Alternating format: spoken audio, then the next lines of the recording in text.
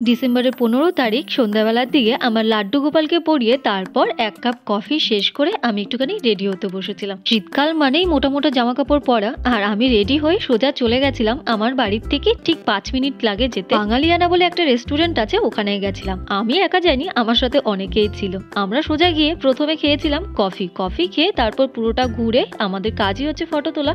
ফটোটা শেষ করে আমার জন্য আমার এই বন্ধু-বান্ধবরা একটা কেক নিয়ে এসেছিল, কারণ ১৪ তারিখ ছিল আমার বার্থডে। সেদিনকে ওদের সঙ্গে সেলিব্রেশন করতে পারিনি, তাই জন্য পরের দিনকে সবাই শুদ্ধ একসাথে হয়ে আমরা গেছিলাম বাঙালিয়ানাতে আমার বার্থডে সেলিব্রেশন করতে।